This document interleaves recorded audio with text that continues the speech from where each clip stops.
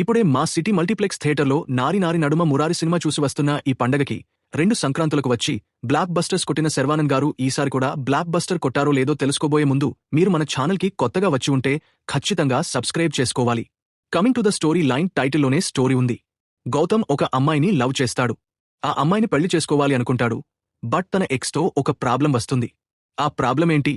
ఆ problem solve అవ్వడానికి మనోడు ఎన్ని కష్టాలు పడ్డాడు అనేది remaining part of the film. Coming to the positives, comedy sequences చాలా బాగా వర్కౌట్ అయ్యాయి. సామజవర గమనాలో నరేష్ గారు ఏ విధంగా అయితే నవ్విస్తారో ఈ సినిమాలో కూడా ఒక మంచి రోల్లో ఫాదర్గా కామెడీ పండించారు. 1-2 సీక్వెన్సెస్ అయితే క్రేజీగా ఉన్నాయి. ఎస్పెషల్లీ ప్రీ క్లైమాక్స్లో వచ్చే కోర్ట్ ఎపిసోడ్, మధ్యలో వచ్చే బర్త్డే పార్టీ ఎపిసోడ్ ఈ సినిమాకి major highlights.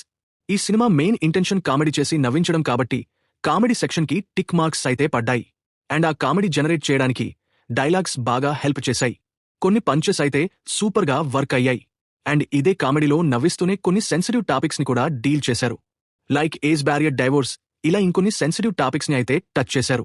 Sharwanand after a long time చాలా ఎనర్జెటిక్ గా కనిపించాడు. కొన్ని వన్ లైనర్స్ విన్నప్పుడు రన్ రాజారాల్లో శర్వానంద్ గుర్తొచ్చాడు. అండ్ ఆ ఫ్లాష్ బ్యాక్ లో వచ్చే కాలేజ్ లుక్ లో క్రేజీగా సూపర్ స్టైలిష్ గా ఉన్నాడు. ఆ లుక్ చూసినప్పుడు ఆయనక ఒక మంచి కాలేజ్ డ్రామా పడితే ఎంత బావుంటుందో అనిపించింది. Very happy to see him like this. And Sri Vishnu గారి కామియో ఉంది. ఆల్రెడీ ప్రమోషన్స్ లో రివీల్ చేశారు కాబట్టి చెప్తున్నా, ఆయన ఉన్న 5 మినిట్స్ బాగా నవ్వించారు. మనకి తెలుసు కదా శ్రీ విష్ణు మార్క్ కామెడీ ఎలా ఉంటుందో, ఈ సినిమాలో కూడా అలానే ఉంది.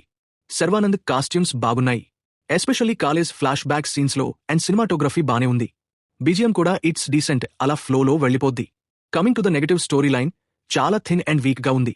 ఒక్కటంటే ఒక్క సీన్ కూడా సర్ప్రైజ్ చేయదు. నెక్స్ట్ ఏం జరుగుద్దో అని క్యూరియాసిటీ పెంచదు.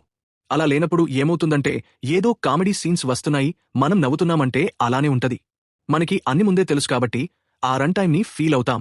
కొన్ని సీన్స్ ఇంకెంతసేపు డ్రాగ్ చేస్తారు అని అనిపిస్తుంది.